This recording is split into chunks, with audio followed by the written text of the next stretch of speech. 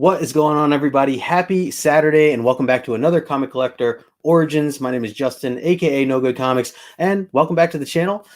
We have episode 38 going now for Comic Collector Origins, and I am just super excited for today. And I mean, you guys already know how I feel about this show. I've been able to meet so many great people in this community and really get to know their origin stories. So before I get into all that, make sure you hit that thumbs up. Make sure you subscribe to the channel if you haven't already. And hit that little bell, of course. And yeah, if you are new to Comic Collector Origins, this show is all about the community. It's about talking one-on-one with individuals about how they got started collecting, about their first appearance in, going to a Comic-Con, going into a LCS of their own, anything related to that. I know we always talk about origin stories of superheroes and characters and things like that. So I always thought about, flipping that around, putting some faces out there to recognize whether you know them from Instagram or you know them from YouTube or Facebook, so on and so forth. So again, I appreciate everybody with all the support that I've been getting for this show. And I'm really excited because today's guest is somebody that I have followed for a very long time and I've stayed in touch with. I've never got to really collaborate up until now, and I'm really excited to learn more about this individual. So let me just start by saying that when I first started in this, collecting and reading comic books, this guy was the guy to watch in terms of learning, me getting like up to speed on how to do things, everything from like what kind of bagging boards to use, what kind of boxes and bins to go to, how to submit to CGC, and so on and so forth. So I want to welcome my friend Reggie from RegieCollects, and let me bring him on right now, and we will get this thing started. Reggie, what's going on, brother? Good morning. How are you, man? I'm doing well. Thank you, brother. A little tired, but I am doing well. Very cool, man. Well, I just want to say thank you so much for taking the time to be on the show. I'm very excited to have you on as a guest, and it's been an incredible journey getting to know people along the way. So, I've always wanted to catch up with you on a lot of things. So I'm very curious, to hear a little bit more of your background. Well, I definitely appreciate you sticking with me. You reached out to me a while ago and was like, hey, can we do something? I'm like, sure, just not anytime soon. And you stuck with it, man. And you followed up with me and you were like, is now a good time? And I'm like, absolutely, let's do it. So I definitely appreciate your flexibility and, allowing me to make some adjustments and to have time carved out for you. So I definitely appreciate that. Of course, absolutely, man. And I know you're a busy guy. Got a lot of content going out there nowadays. I love the hustle, respect the work that you're putting out. So I do appreciate the content and everything. And yeah, man, if anybody watching right now, or even if you're catching the replay, make sure to sub up to Reggie's channel and as well as his Instagram. Reggie, I put your Instagram and YouTube link there. So if anybody's not familiar or has not checked out any of your videos, make sure you all are doing that. Before we get into the fun questions, I do want to say a quick hello to the chat. I see we got 17 people in here right now hanging out, so I'll just do a quick rundown. We got my man Sith Lordley from the Spine Ticks. Let's do this. What's going on, Sith? Always a pleasure. My man John's Comics with Kids. Hello. We also got Brandon in here, Comics Kings. Appreciate you, man, coming by. Doug Bratton. Hello, Doug. Appreciate you coming in. See, we got, I feel like this chat always jumps on me. My man Matt Woods in the house. We also got Unruly Simeon hanging out here as well. Make sure you hit that thumbs up. My man Alan is in here, Climbing Comics. Hello. Good to see you as always. We even got Mercy from Sweden, all the way from Sweden. Good to see you, man. Good evening to you, sir. And let's see, there goes the chat, always jumping on me. All right, I think I'm going to kind of let that refresh, and I'm going to just read them off because this is slowing down my computer just trying to click on these. We got Travis in here. We got Atlas Wolf in here. Chamorro Cinema. We got Sheena. We got Al Strands. Man, this is so much easier just reading these off. Raging Cajun Comics. Off-White Tim. Appreciate all you guys. Nigel Desired Comics. Cool. All right, I think I'm getting everybody. Jan 7. Feel free, you guys, to add some questions if you have anything for Reggie in the chat. I will try to get to them as soon as possible. You guys know how this goes. So hi Alea, bro, good to see you. All right, Reg, let's get into this, man. I think my first big question that I always like to start out with is, when did this all begin for you? And by all this, I mean reading comics, collecting comics, having that interest in superheroes and so on and so forth. How old were you, and what was your environment at that time?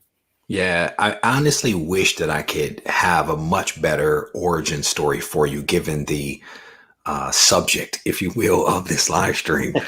I honestly don't remember my first exposure to comics. I think that it came in the form of maybe an Incredible Hulk and like a Plastic Man type of comic that maybe I found at a cousin's house when I was maybe 5 or 6, something along those lines. So that I think is like probably my earliest exposure to comics, but I didn't really start getting into comics truly until I was in like middle school. And I think that came in the form of some buddies that I was hanging out with were reading comics.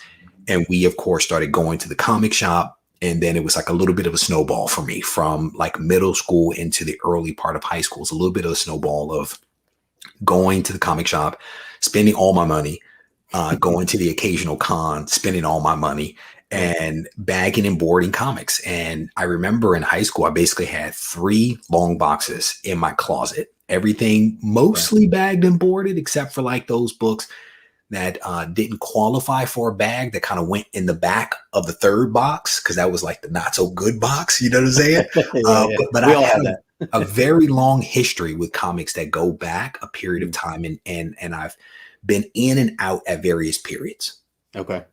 Yeah, and it seems to be the case for a lot of people that I've talked with and really gotten to know, where we're kind of jumping in and out. And obviously life happens, we have a lot of things going on all throughout, as you mentioned, middle school, high school, we go through college and so on and so forth, and, dating and work and jobs and family. So it's a lot of different things that pull you in a lot of different directions. So it's cool to hear that you've been able to kind of balance that a little bit and keep it, in your life as you've gone through life. So if it was, middle school, I mean, you mentioned a little bit of Comic-Cons. I always like to ask, do you recall your first experience going to a Comic-Con? And if so, do you remember which one it was? Again, I wish I had better origin stories for you.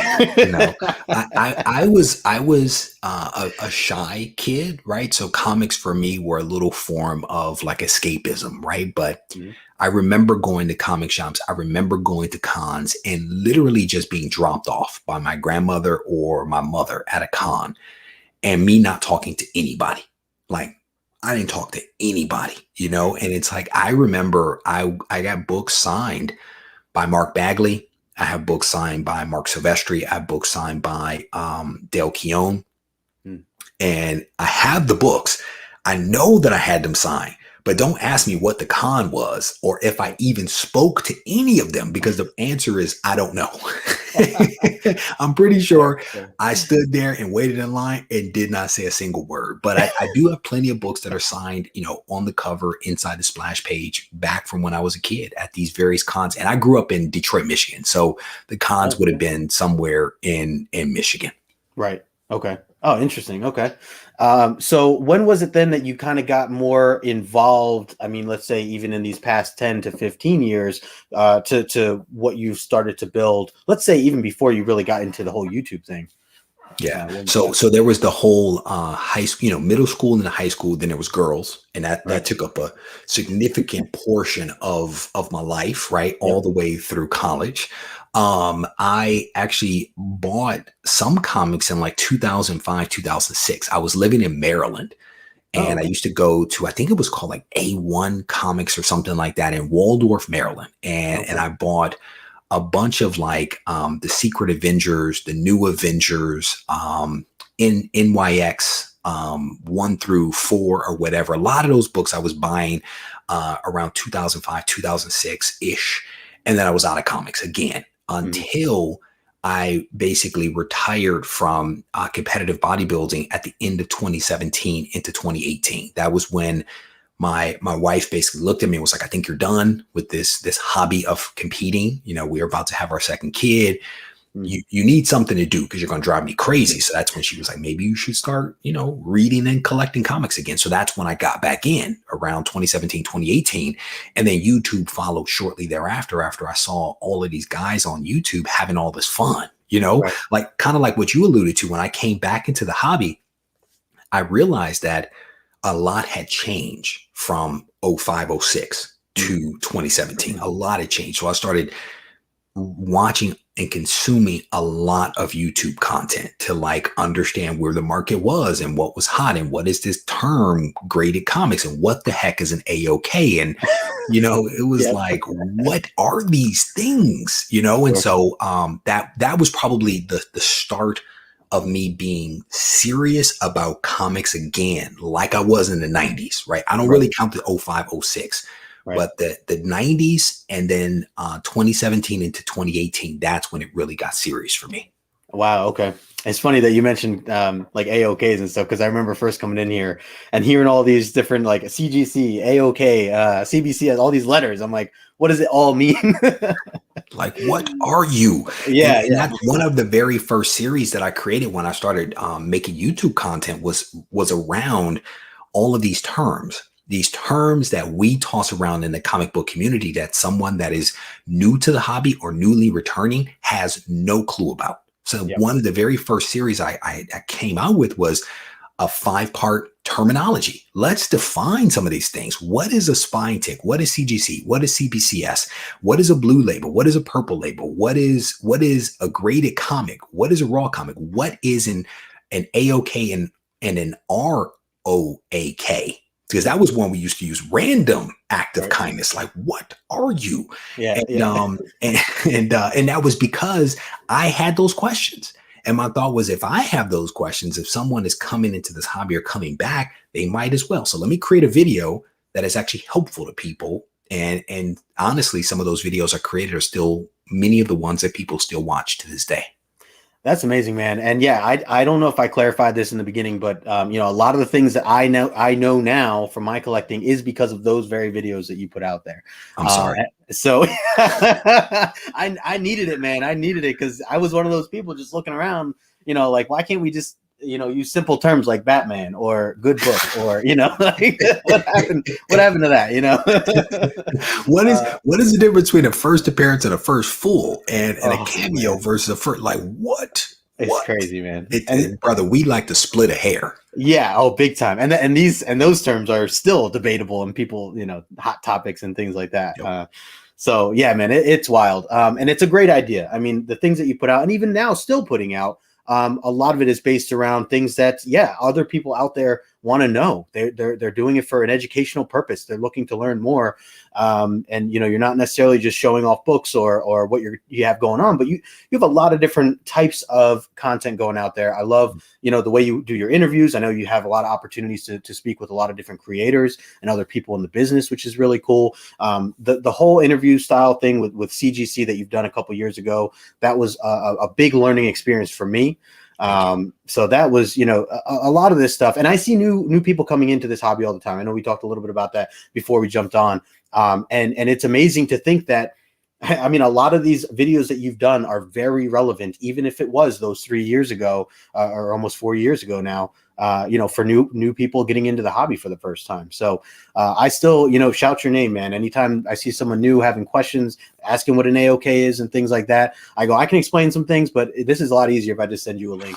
And there you go. And they're like, well, this is like 3 years ago. I'm like, it'll help. Just watch it. Nothing has changed. It's Right. okay. Exactly. The prices of the books, maybe that's about it. Yeah. That's the only thing fluctuating. I tell people, I'm like, look, if you have a question, just search RegieCollects in that term.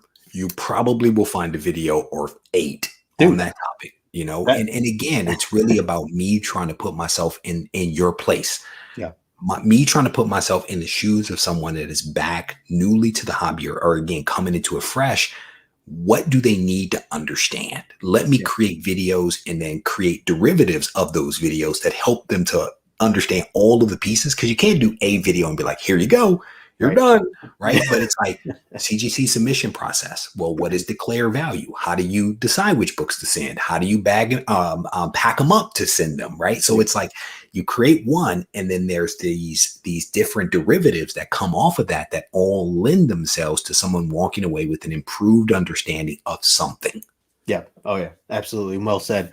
I think that, or I was going to ask, when you first were getting into YouTube and you mentioned that you were watching a lot of other YouTubers doing their thing. What was the inspiration behind the idea of you doing this yourself? I know you stopped professional bodybuilding, and then you got into this as a hobby. But did you think that this was going to be a direction that you were going to take in terms of the YouTube stuff? And also, I know you're on Instagram amongst other platforms as well for social media.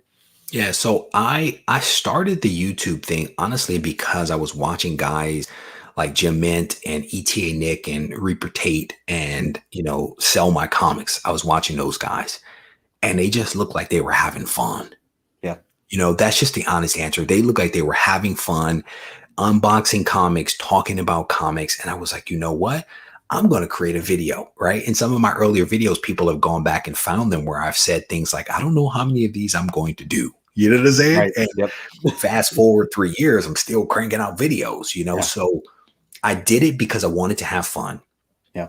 It became a thing of, well, how can I have fun and help people? And it has really taken on a life of its own. I never envisioned it being where it is now. And who knows where it's going to go, but I'm still having fun and I'm still helping people. And to me, that's a win. And by and large, what I try to do, and this is the new mission statement, helping people make sense of comic book collecting. That's essentially what we're doing. And before that, it was about infotainment, information and entertainment. But now it's really this mission to continue helping people to figure out what makes sense? What doesn't make sense? And so it's me not telling people what to do, but saying, hey, think about this. Or here's a mistake that I made. Don't make this one. Or I could see this being a problem. So let me just point it out for you. And maybe you go around it. Maybe you go a different way. You might end up in a different problem, but at least I'm going to give you a heads up.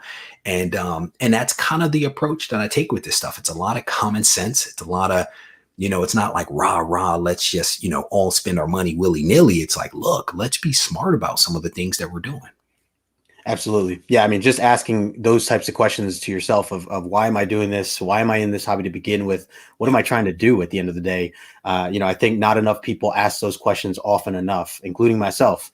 And it's something to kind of, as an eye opener, be like, yeah, maybe I need to take a step back for a second, make sure I'm, being responsible in certain ways with life and still having fun too, because at the end of the day, that is what it's about, is having fun, helping people. And if you're not doing some of those things, I think it's, important to kind of review that again and look back at what you're doing. I call it pumping your brakes. Pump your brakes. Sometimes you need to do that. We all need to do it, right? Because it's easy to spend money. Yep. It's easy to paint yourself into a corner and jack yourself up. It's like, let's not have people going in debt. Let's not have people having bad relationships with their significant other because they've gone a little willy-nilly and spent money that they didn't necessarily have to spend in the first place. For the benefit of trying to have a windfall. Like you buy this because I'm gonna sell it for this, and then you realize you bought the wrong thing, and it's like, look, you just set yourself up to catch a brick. And I mean, a brick in life, a brick with your significant other, not just the wasting of money. So Yeah, I have to add to, you bring up the brick. I love the metaphors that you use because a lot of them, they do just make so much sense. So talking about the brick, talking about the red ocean, blue ocean, things like that. And if people watching the chat right now, if you don't know what I'm talking about, go check some of that stuff out, because red ocean, blue ocean is a great concept and something that I think a lot of people can grasp in a way to apply to them, however they're collecting. And so yeah, a lot of these different metaphors are very helpful. So they paint the picture. Exactly. So what about, I want to talk a little bit more about Comic-Cons and stuff. Are you a big, at least before pandemic stuff, were you a big Comic-Con goer? And do you plan on getting back into that, obviously, as the world kind of gets back to a little bit of a more normal society? So I'm not a crowd person. Okay. I am the go at the time in which there are no crowds so that you can get in and get out. If there is a crowd, maybe you don't go. I'm that guy. Right. So I'm not big on crowds and lines and waiting. And I've said this before. People know about my bias for action. Like, I like to get stuff done, and waiting is not me getting stuff done. It's me wasting time. That's how I view it. So no, I wasn't big on cons. I think I've gone to a couple of small cons, like the Berkeley Comic Con, which is local to me. I've been there maybe 4 or 5 times. There's no line. So that's the reason why I like it. It's a small con. You can get in and you can get out. Yeah. I've gone to a big con. I went to WonderCon, but I was invited by CGC, so I had a pass and all that kind of stuff, and was able to kind of get in. When the world gets back on its axis, which I hope is sooner rather than later, there is a strong possibility that I'm going to be attending more cons. And if that happens, there is an announcement that I'll probably make to fully illustrate where I'll be and how I'll show up when that opportunity presents itself. So I'm not ready to break that news just yet. Let's just say stay tuned for the video. Sorry, people. I try to get it out of them. Try to get it out of them. Skeleton Key actually reached out to me. Skeleton Key was like, "Hey, there was a con in South Carolina. I think this was yesterday." I'm losing my days because for those that don't know, I was in Cali. I went to North Carolina on a red eye on Thursday into Friday, and then came back Friday night to California. So my days are all off. Skeleton Key reached out and was like, "Hey, are you going to be at a con?" I was like, "Check it out. I'm actually at the airport flying home. And if it wasn't for that, I might be at the con, you know?" But, you know, I'm going to probably go to these cons, honestly, because there's a lot of people that I have gotten to know across the country through social media and through the channel that I welcome an opportunity to actually meet face to face. And, you know, mask to mask might be a better expression than face to face. But part of the reason why we do this stuff is because of the personal connections and relationships that we have with people. Yeah. And to me, that's the fun of a lot of this, the interactions that we get to have.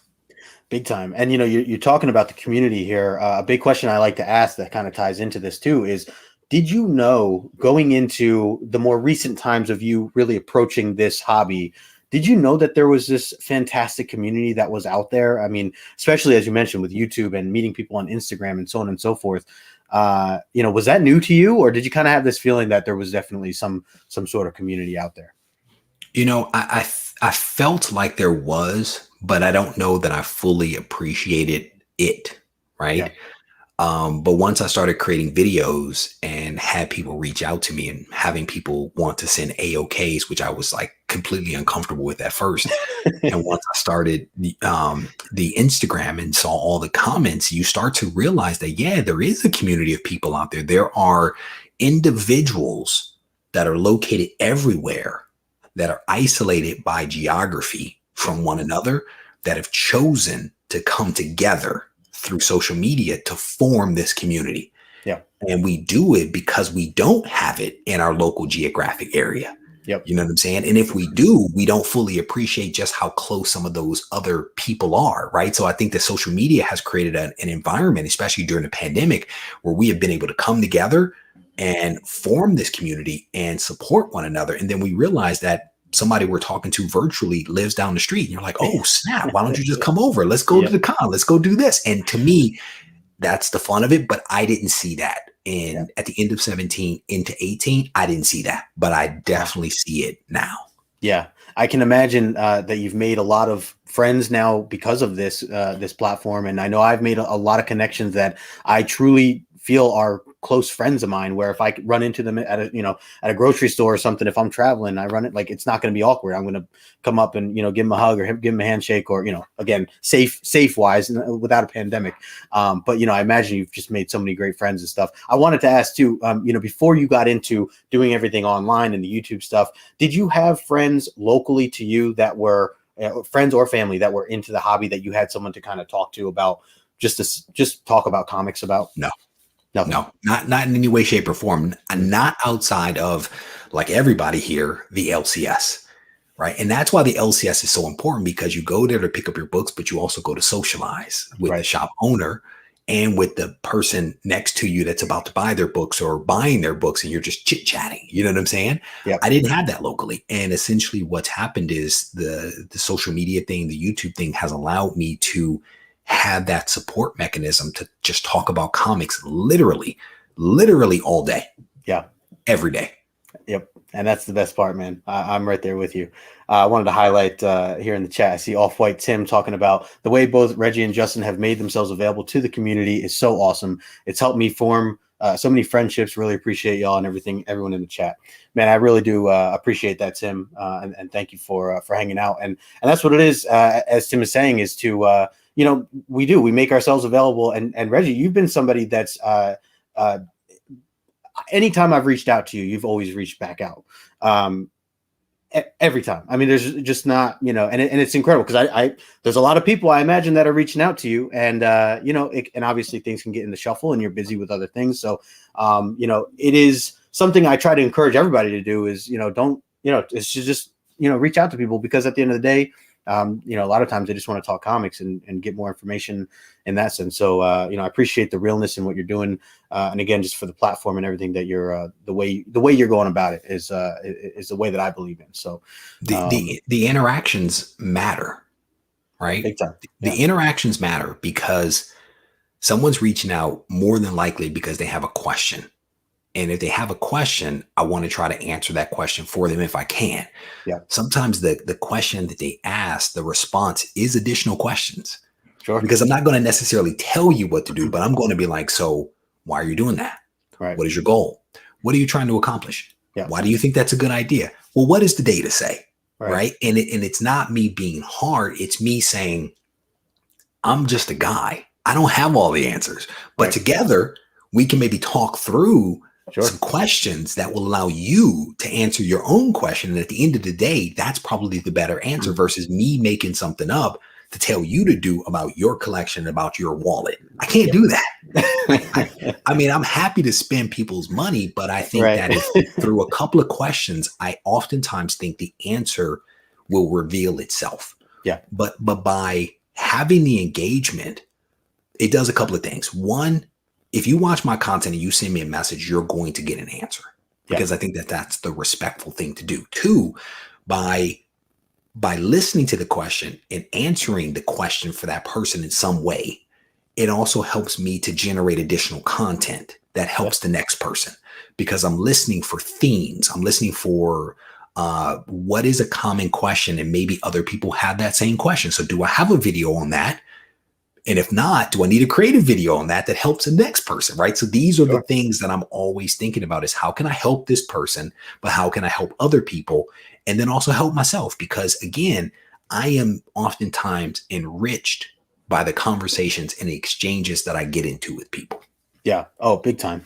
And it's funny too, you're talking about the idea of like kind of taking a question someone's asked you, recreating it for someone else, because I feel like at least I, from time to time, feel like I'm alone when it comes to certain issues that I'm dealing with or trying to solve a certain problem within this hobby or within this community. And I'm not. I mean, a lot of people are going through asking those same exact questions, trying to get an answer for. So it makes sense. And it's good of you to pass it along because there are more than one person out there that are asking these types of questions. Yeah. I wanted to ask you too about a little bit about, well, first, I always like to bring up the idea of, and I know we talked a little bit about your origin story, but was there ever anything else, any other platforms that tied into encouraging you to get into this hobby, such as the 90s cartoons, the animated series, the movies that have come out from just throughout the years? Obviously, the most recent MCU stuff has been so big. Are you big on those platforms, and were those things that you watched back in the day? So, yes and no, right? Like you couldn't have been around in the 80s and not watch like G.I. Joe and Transformers and some of that stuff, right? The movies by Michael Bay, you had to watch those things. The X-Men cartoon from the 90s, you had to watch that. So I watched all of that stuff. But what I always remind people of is that I'm a comic book guy. I watch movies, but I watch movies to be entertained and to escape from them. I don't analyze movies. I don't really analyze TV shows. I can't remember most actors' names, right? So I am a comic book floppy guy. That's the stuff that I'm into, and that's where I focus, and that's why I try to tap into other people. If we're going to talk about a movie, I'm going to try to find somebody that has some perspective on movies because I can't remember Henry Cavill's correct pronunciation of his name, and I don't know what else he starred in other than The Witcher, which I did not enjoy, right? So it's like, I think all of these things, they add up and they lend themselves to what we do, but I definitely have a very narrow focus on comics. Yeah. That makes sense. Do you feel like a lot of these, especially nowadays, these movies and things like that are encouraging newcomers to come into the comic book hobby? Not in and of themselves. I think that it is all additive. I think that when you start to see and hear about record prices for comics, when people have a lot of disposable income and when people are sitting at home with nothing else to do, I think then when you have movies and TV shows that are popping up every single week, everything's in the media, all of those things lend themselves to people either revisiting their childhood, right? Yeah. Because they've reached a certain age or because they have a lot of free time or because prices are going up again, they revisit their childhood or they're being exposed to some of these things for the first time. Yeah. All of which I think are beneficial for the hobby, right? And Yeah. again, the mission statement for the channel is helping you make sense of comic book collecting. It is a recognition in many ways that we have new and old collectors. And I try to speak to all of those people, regardless of one's experience or time in the hobby. Right. That makes sense. That makes sense. I wanted to, moving on, I wanted to ask you a little bit about maybe some of the books that you're reading. Is there, any particular titles, whether they're new or old, that you have currently been reading lately? I'm reading everything all the time. Oh, yeah. Yeah. That's awesome. I mean, I'm reading everything like all the time, right? Because part of it is I've always been a Marvel guy, right? Yeah. So Marvel stuff I get. So I'm actually going back trying to read a lot of the original DC stuff, right? Trying to get myself up to speed. But I recently, because tying it back to your last question, because of the Falcon and Winter Soldier show that is out, I've actually gone back and reread. I can't remember which volume it is, but it's the Captain America involving the Winter Soldier. The Ed Brubaker stuff. Yeah. Oh my goodness. So good. Yeah. Oh my goodness. So good. And that again is one of the benefits I think of like all of the movies and TV shows is that it actually makes me at least be interested in characters that I've never focused on before. And I'm like, the Winter Soldier is dope. Yeah. Hell yeah. Winter Soldier's dope. So I've been reading, I've read this run, the Ed Brubaker run of Captain America from issue 1, and it is so good, right? So I'm enjoying that. Everybody knows that I love some Nocterra. Oh, it's been great. Another amazing read, right? I'm really enjoying that one. I went back recently, I went back and read Crossover by Donny Cates because I hadn't read that. So I've been reading that. So I'm enjoying that. I'm also reading, some indie stuff like this Ultra Mega from Skybound. So I'm kind of reading that. And then again, I've been reading a lot of the old stuff. So it doesn't matter what it is. Fantastic Four, issue number 1. I've been reading that through, and it's just I kind of hop around from new to old and just stuff that I missed. So hopefully that answers the question a little bit. Yeah, big time. And my next question is, because I know you have children, you have a wife, family, you put out 5 to 6 shows a week. You do your live stream every Sunday. You're reading all these fantastic books that you're talking to me about. My big question for you is, do you sleep? Do you ever sleep? Brother, I'm going to tell you, power nap is a wonderful thing, bro. Yes, it is. I can do 15, 20 minutes and be like, let's go. Right. So what I do is when my kids go to sleep, that's typically when I record. Right. My whole thing is I need to do stuff in a way that does not take away from my family, because that's super important. So kids go to bed, daddy comes in the room and records. And that might be, after I talk to my wife or before I talk to my wife, because I'll try to spend a little bit of time with her as well to make sure, she gets her quality time. Yep. But I am the type of person that I like to be very structured in many ways. Like I create a lot of content, but it's also in spurts. Yeah. Right. So I'll record a bunch of videos and then I won't record for like a week and a half because I've recorded enough and I'm trying to edit that stuff down to get it out there. Sure. So I tend to work ahead. And then while I'm not recording, I tend to read. And then vice versa. Right. So it's always like, how many videos do I need to record? So let me start thinking about those things to have them written. Right. So all I need to do is turn the camera on and just rip it. Right. And then once I rip it, then it's edited and get it scheduled. And then I don't have to worry about it. Now I can focus on other things. Let me get a pen and paper. Hold on one second. Hope you guys are all writing that down. People are always like, well, how do you do this? How do you do that? And the truth of the matter is, whether it is building a wonderful collection that you can be proud of or creating content for whatever platform, I literally put it all in the videos. There is nothing that I have done that isn't in a video. And it's like, and again, if you go back to 2017, 2018, I literally had none of these books at that period. Right. I have built this collection from that time period by and large, by having a goal, working the goal. So it's like, how did you do that? Watch the video, because it's literally in the videos. Yeah, and I am serious when I say, when people ask me questions that I know that you've done a video for, you're one of the first people, the videos I share to have it be explained, because there's no need to kind of redo it, or and when you lay it out. So and again, just going back to how helpful they are. So I had a person tell me early on in my YouTube career, they were like, you are going to regret that. You're going to regret giving people your secrets. I don't remember who that person was, and it really doesn't matter, but I don't regret it. I don't regret giving people my secrets, because I think that by sharing some of this stuff, it actually makes, getting back to one of your earlier questions, it makes the community stronger. Yeah. And I think that people are also very appreciative when someone is willing to give up their time and or their secrets to actually help somebody. You know what I'm saying? It's like, what good is information if you're not willing to share it with somebody else to help the next person? You know what I'm saying? Yeah. So, and by telling people some of my secrets, does it make it harder for me to do certain things? Yeah, but then that just challenges me to go find another way to solve the problem. And to me, that's part of where the fun comes from. Because the way you guys are like rating, like Shortbox, for example, makes it really difficult for me to find cheap books.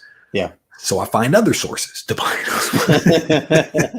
And then when I tell you to go there, I'll go back to short, so it just, it's all in the spirit of having fun and remembering why I came to this stuff in the first place. If we can't have fun, if we can't have a good time, then I probably need to be doing something else. Yeah, no, I think that's well said, and could not agree more on that. Fable here before said, when I grow up, I want to be as cool, calm, and collected as Reggie. Not always, brother. Not always, brother. There was a comment the other day. I responded to somebody, and I can't remember what it was. And I thought about the comment. I had to go back and delete the comment. And I was like, deleting my comment because my tone wasn't good. And I rewrote, and the person was like, I wish that I had been quicker to read a fiery Reggie comment.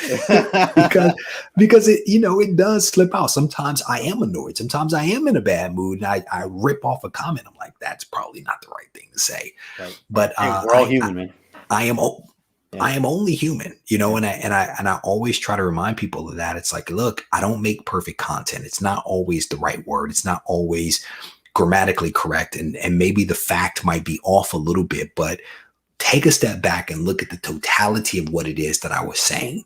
Right. Focus on that, not this 10-second snippet, because it's the whole that matters more than that tiny part. And I think, to the point, I've tried to build up a community of people around the channel that can look at that bigger picture, not that 10-second. And it's like, this is what he's trying to say. Let me focus on that versus this little bit. So big time, man. And I know we were talking a little bit before the show, even just the idea of, how we can't necessarily please everybody. And even if you think you put out the most correct thing out into the world, there may be somebody that finds something, different about it, or picks something out about it that it happens.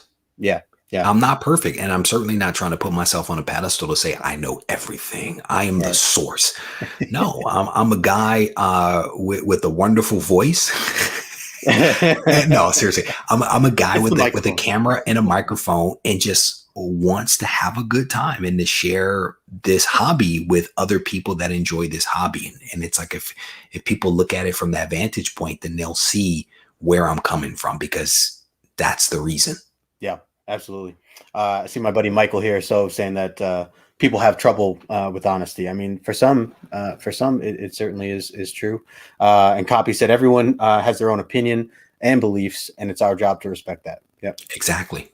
Absolutely. And that's why, there's no bad way to collect. It's like, whatever you want to do. Somebody was asking me the other day, how would I organize my collection? I was like, I would put the comic in a box. All right. But I literally, there's no wrong way. If the comic goes in the box, that's the right way. You want to alphabetize it, do it by theme, do it by publisher, do that. That works. Absolutely. But you were throwing up another comment. I don't want to take away from that person. Oh yeah, no, you're good. That was Copy. I was just reading Copy 801s before.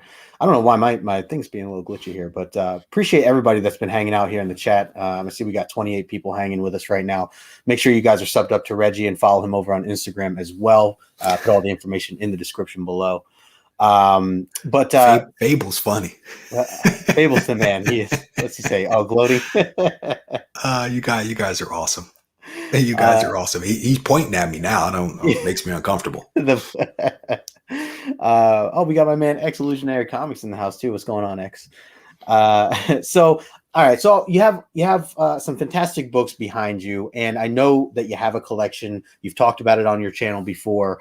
My question for you is, what is the goal, or at least right now, because I know goals change.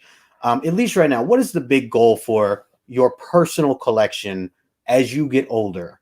Are you at some point going to sell these books? Are you going to pass them down to your children?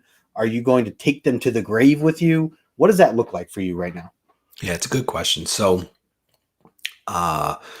before I leave this earth, right? The goal is going to be to make the collection a lot smaller. So for those that don't know, I purchased in 2020 a collection of 100,000 comics, and added to that, I already had about 7,000 comics in the personal collection. So the collection is massive. And before I leave this earth, the goal will be to pare that down, right? To get rid of a lot of it.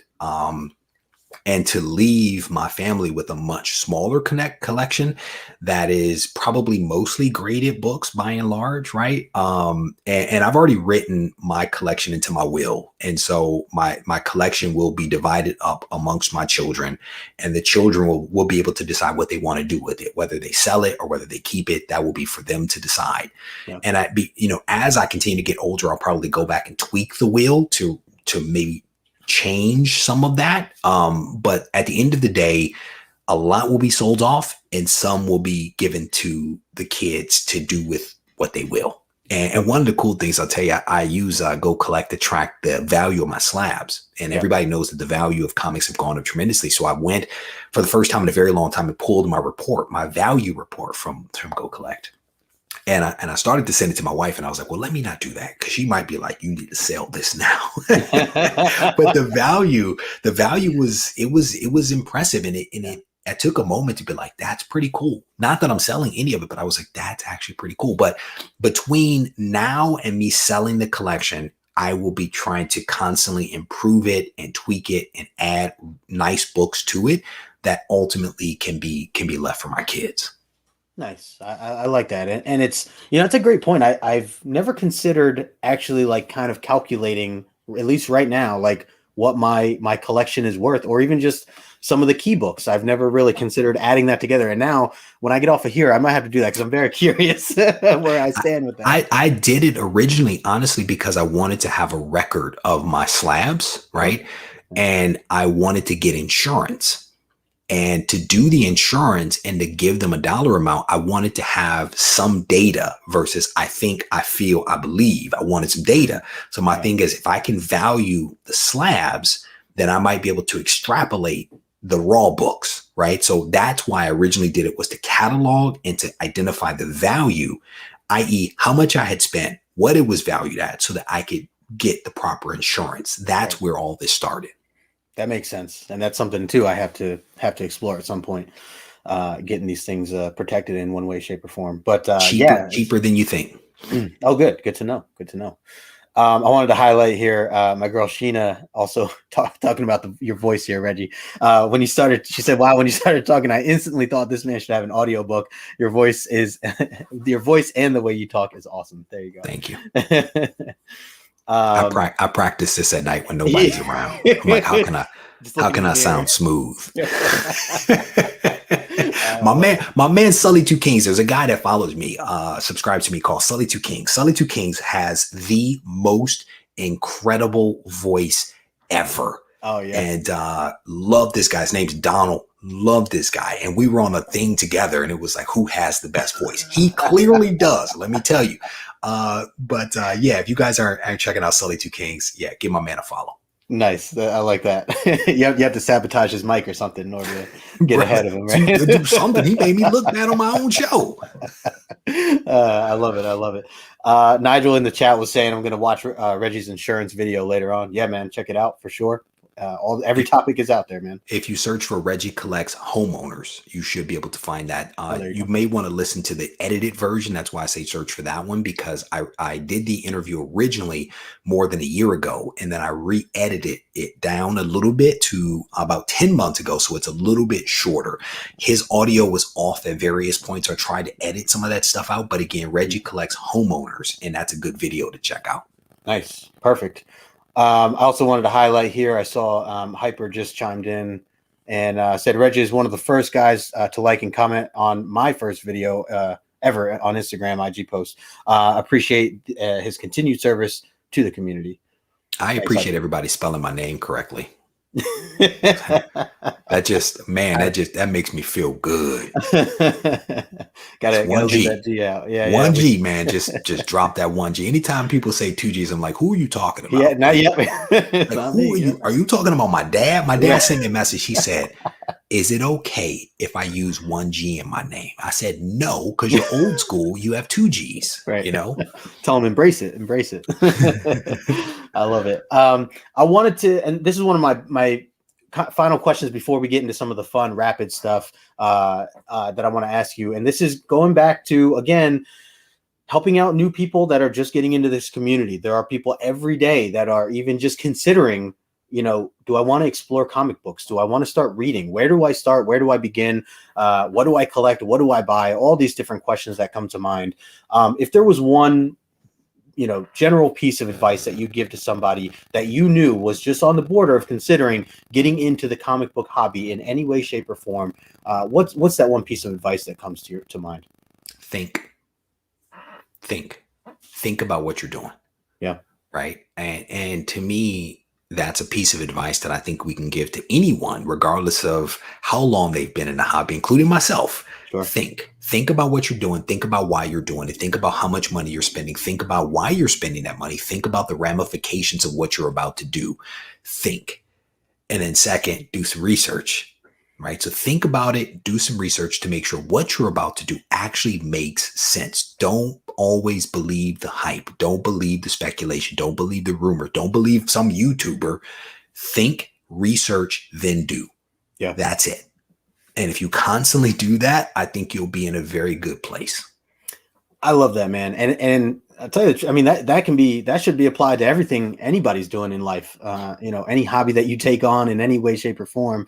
I absolutely echo that. And I think that, doing that research, getting an understanding of yourself and what you're trying to do, it all starts with just thinking about it. So let me add on to that. Sure. So in my videos, if you listen to the videos, especially the vlogs, yeah, I talk about comics, but I don't talk about comics, right?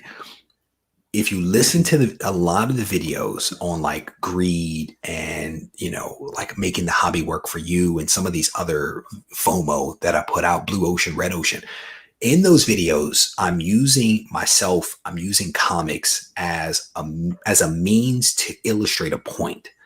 The point that is being made oftentimes is very much applicable to comics, if that's what you want to hear, but it's also applicable to other things in your life.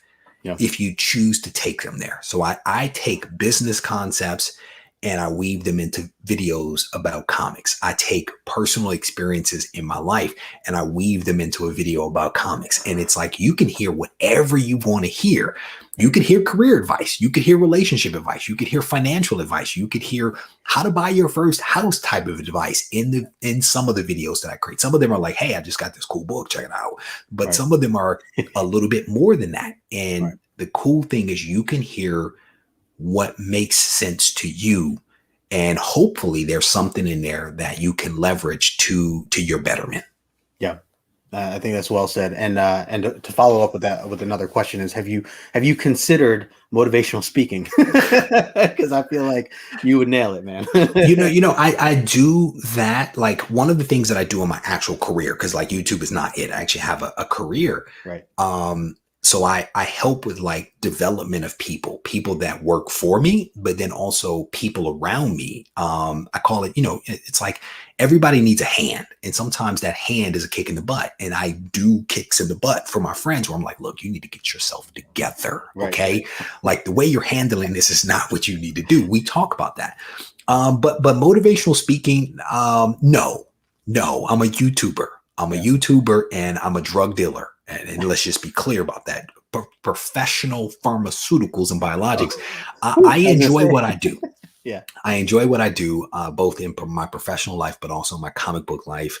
Some people have also said maybe you should be a preacher. And that's the other thing that I've heard. All of these things are good things that help people. And again, it's like if people are hearing some type of motivation in some of the stuff that I'm saying, cool. That's not necessarily what I'm trying to do versus maybe give you a pat on the back or a kick in the behind or a nudge in the right direction. Like I gave my sister a nudge the other day where I'm like, why haven't you bought a house yet? We had this conversation 3 years ago. Yeah, you still haven't bought a house, and it's like, I enjoy this kind of stuff. I really do. Yeah. I think we all need that. We'll call it encouragement from time to time for sure. Well, this has been awesome. I want to switch gears a little bit here as we're wrapping up this hour. To ask you just a couple of what I call rapid questions. My girlfriend says it's not so rapid, but we will, do our best here to kind of send them your way. So, Reggie, some of these are going to be comic book related questions. Some of these are going to be non-comic book related questions, just so we, the chat, can kind of get a little bit more glimpse into your life and things that you got going on. So, first and foremost, biggest question is if you had to choose one character being your favorite superhero character or comic book character, I should say, who is that character? Spider-Man. Okay, I had a feeling. There's no ambiguity around that answer. And what about when it comes to villains? Where do you stand? Probably Thanos. I've always enjoyed that character back from my childhood with the original Thanos quest that is hanging on my wall from my childhood in an 8.5. Absolutely love that book. Love that character. I enjoy him. So I would probably go with Thanos. Okay. I like Thanos. If you could have one superpower, what would that superpower be? Immortality. Ooh. Do you know what I can get done if I live forever, bro? Bro, there it is, man. Did you know? Like, I would have every comic in time, right? Like, let me live forever. Oh man. I love it. It'd be dope. And I get back to your other question. My comics will never leave me if I had immortality. That's true. That is very true. The goals would change. For sure. Who is your favorite comic book artist? Mark Bagley. Ooh, okay. And I know, it goes back. It goes back to my childhood. I grew up with Mark Bagley. CGC did something really cool where they actually sent him. I had an opportunity to do a quick live stream with him, and that was cool. I could just talk to him. He was completely disrespectful to me, which I actually enjoyed. No, it was all in fun. Mark is a very sarcastic dude, so he was very much that when I met him. One of my subscribers, it might have been, I'm gonna forget who it was, but somebody did a recording of Mark Bagley for me at a con and sent it to me. And that actually meant a lot that this person would record this, got his signature for me, sent the recording to me. It was really, really cool. But Mark Bagley, I think, is an incredibly talented guy. And part of it, he drew Spider-Man, right? So Spider-Man, my favorite character, I collected in the 90s. Mark Bagley was the dude that was drawing Spider-Man, and that has never left me.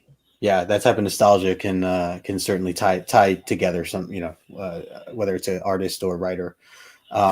So very cool, very cool. What was if you could go back in time and buy one comic book off the shelf at cover price that you would keep in your personal collection forever, never be resold, what would that comic book be? Go back in my time or go back in time? In time. Amazing Fantasy 15, like the most highest grade copy ever versus my 1.0 that I have that I'm very proud of, right? Let's be super clear. Yeah, that's right. Super clear, very proud of. But that would be a book. If I could go back and buy that off the rack and still have that in the collection, that would be awesome. Yeah, absolutely. Yeah, keeping it in high grade like that, it would definitely be. If we knew what we know now, brother, my Instagram would be nothing but the same book over and over. I would just move it around the house, like different backgrounds. Here's Different... Amazing Fantasy 15 in the sunroom. Here's Amazing Fantasy on the shelf. Here's Amazing Fantasy next to a potted plant. Like holding it in this arm and then holding it in this arm. Man, I'm looking at it this way versus that way. It'd be Funny. me and Amazing Fantasy like every day, all day. People would be like, bro, you have to post something else. And I'd be like, here's the backside of Amazing Fantasy. Here it is close up, you know. I love it, man. I love it. Infinite possibilities there. Infinite. What was the last comic book that you recently read? What was the last one you just finished?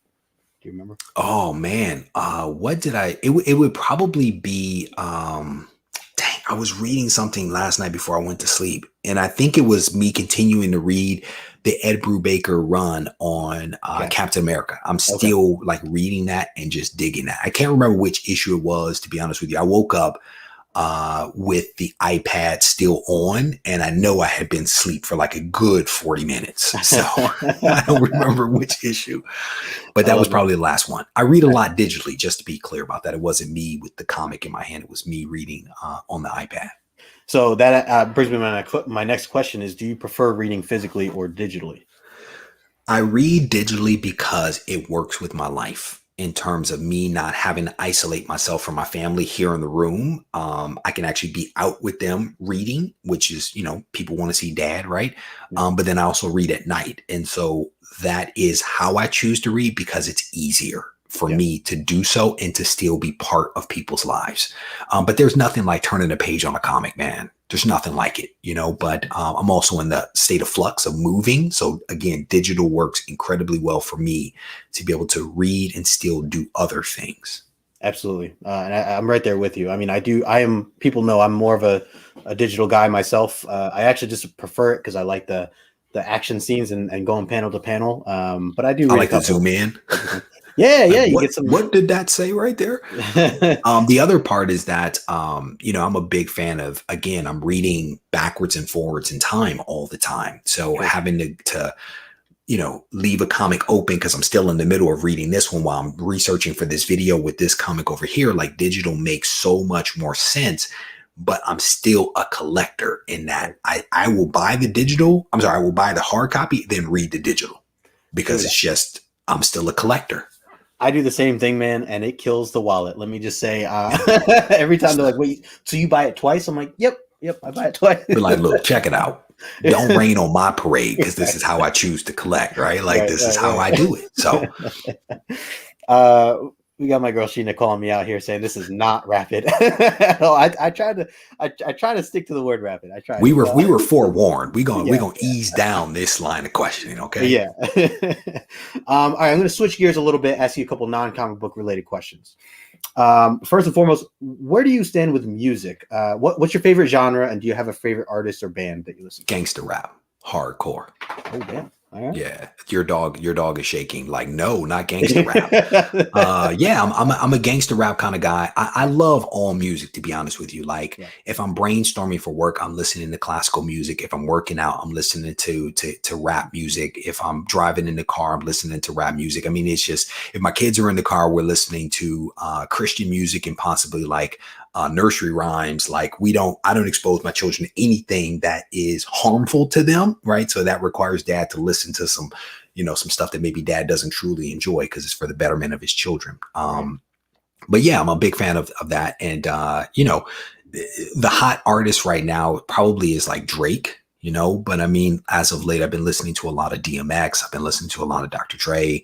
I've been, just kind of scrolling back through time, listening to, Kendrick Lamar's entire discography and all of the stuff that he's put out, because I enjoy his stuff as well. Nice. I love it. I love to hear But I do love some Beethoven. Let's be super clear about that. There you go. Yeah, man. It's like, you put me on the elevator and there's some classical, I'm like, yeah. I love it. What about when it comes to sports? Are you a sports guy? And if you are, who are your teams? What's your favorite sport? Yeah, I don't do sports at all. Nothing. I was raised, and not that this is an excuse, but it's a reflection, right? So I was raised by women.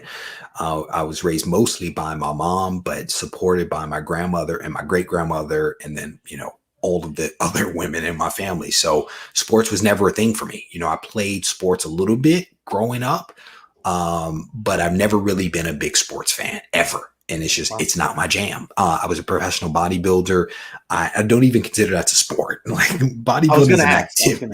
It's like an activity. It's not really like a cardiovascular thing. Like there's no demonstration of your endurance. It's a display of your symmetry and muscularity is what it is. Yeah. And so back in the day, you used to have to like lift. They would have lifting parts to stuff, but now it's more like stand there and look pretty. And I'm okay with that. Right. Okay. Interesting. What about, what's your favorite? This is a deep question, but try to answer the best as you can. What is your favorite non-comic book movie of all time? It would probably have to be something related to like vampires or aliens. And to that point, I would probably say like Aliens is probably my favorite movie. Nice. Sigourney Weaver was an absolute beast back in the day, you know, and Newt. I love some aliens, man. So that would probably be it. And then, you know, anything related to vampires, I'm on board with. 30 Days, 30 Nights or whatever it was. The Boys from back in the day. Lost Boys? Was it Lost? I think it was Lost Boys. Yeah. Fantastic. Awesome. I love that stuff. Aliens, vampires, I'm on board with. Nice. I love it. I wanted to highlight here, John's Comics with Kids was saying, stand there, look pretty. Guess that cancels me out. I've seen you. You are correct. Oh, shots fired. Your family, however, you did make some good kids, but you, sir, no. You, sir, the pink bandana you wear sometimes helps, though. Helps soften you up. I like the pink bandana. You have to be somebody that follows John to know what I'm talking about with that, you know? Yes, and again, my kids have arrived, so you guys are going to have to deal a little bit with some noise back there. No worries. I got one last question for you, and it's another very important one. So when it comes to, if you have the Friday night, it's a Friday night, house is to yourself, it's just you and your wife, and it's time for dinner. What is your go-to, whether you're ordering, you're cooking yourself, or you're going out to eat, you know, in a safe world? What is your go-to meal? Sushi. We're having it tonight. Ooh, nice. I love it. It. Yeah, my wife and I, we literally have sushi at least once a week. And we sit in the other room from our children. Like we give our kids food. One of my kids eats sushi, so we give her stuff. Go in there. Mom and dad are going to sit here together, and we sit and we have sushi and we have a conversation about whatever is going on. So we do that every single week and have for a while. Back when I was a competitive bodybuilder, my wife was also a competitor. We would go and we would get a sushi boat for $3. And she and I would crush the sushi boat for $3. And I remember we went to one restaurant. We told her, and the lady was like, "For $3?" And I was like, "Yeah, for $3." Like, she's like, "Is somebody else coming?" No, she's counting the heads. Like, just bring the food and the extra ginger. But I really eat two main things: sushi and burgers. Those are my two favorites. I dig it. I will probably do burgers after this. Actually, that's what's up. Yep, especially grilling. I like to be able to go outside and grill, especially now it's getting warmer out. Here in Jersey, so take advantage of it while I can. I'm with you, man. Sushi all the way. We're not the first to be talking here about sushi towards the end of my origin show. So I'll tell you, there may be some RegieCollects sushi setups coming at some point. I'm gonna just throw, bro. I may only make them so I could have them. You know what I'm saying? But they may come at some point. You know. I'll keep an eye out for that, man. I will keep an eye out. I love it, man. So we have a solid 29 people still hanging out with us here in the chat. I want to thank everybody for hanging out with us. These are the questions that I had for you, Reggie. So I appreciate you taking the time to be here, to be on this channel, to be able to hang out. I've had a blast doing this. I want to just give you a little bit of some time to let the people know where they can find you and some of the things that you have coming up. Yeah. So, well, first I would say thank you. You did a fantastic job asking questions, allowing me to kind of rip and then kind of guiding it back where you needed to go. So I would say well done to you with that. So thank you for making good use of the time that we had together. Everybody can find me on YouTube at RegieCollects. You can find me on Instagram at RegieCollects. You can find me online at RegieCollects. There is definitely a theme here. Regie. Everything else is probably accessible to you. I do a couple of live shows every single week. Wednesday night is my Comics Today show. On Sunday at 7:30, we do the Ready, Set, Go preview show, which is where I give away a cool slab. And we also just talk about comics, whether you're talking about the Wednesday show or the Sunday show, we're talking about comics. And typically I have guests on that help me to make sense of some of the stuff that is happening out there. By and large, those are probably the big things that I want to make folks aware of. But from a sales perspective, I do have two big things that are happening. I have a variant that I released recently, and I also released a really nice cutting board that I call the Heart of the Collector cutting board. And why did I do it? I did a cutting board, not comic related, because my kids like to eat a lot. So I'm oftentimes using cutting boards to cut fruit, but also because my cousin owns a woodworking business and I wanted to support him and his small business. So I made a cutting board. And so those, whether you're talking about the cutting boards or the variants, are available on RegieCollects.com. If you guys support the channel in some way, shape, or form, whether it be views or purchases, I definitely appreciate both. Yeah, absolutely. And I'll be sure to add the website too to the description later after the show. Thank you, brother. Yeah, absolutely. And everybody in the chat, again, just want to thank everybody here for taking the time to hang out. Sorry I didn't get to everybody's comments here. There were a lot, but I appreciate every one of you hanging out, taking the time out of your day to hang out with us. And of course, anybody watching the replay, because I know you're watching the replay right now, whoever it is that I'm talking to. So I appreciate you always taking that time. and yeah, so again, make sure you're subbed up to Reggie. I put all the information in the description below. Hit that thumbs up on your way out as well. And again, Reggie, thank you so much for being here with me on the show today. Hopefully the first of many other collaborations along the road at some point. So until then, guys, I will be back next week, and I'm dropping same time, Saturday, 2:00 Eastern. I'm going to be with Comics with Bueller as my next guest. So looking forward to hanging out with Bueller, and we will catch you. We'll catch you guys then. And until then, have a great weekend, and we'll talk to you guys later.